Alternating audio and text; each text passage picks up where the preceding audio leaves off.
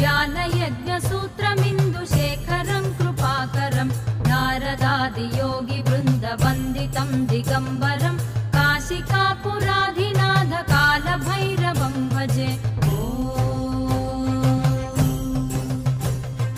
भानुकोटिभास्वरं भवाब्धितारकं परं नीलकण्ठमीप्सितार्धदायकं त्रिलोचनं कालकालमम्बुजाक्षमक्षशूलमक्षरं काशिकापुराधिनाथ कालभैरवं भजे।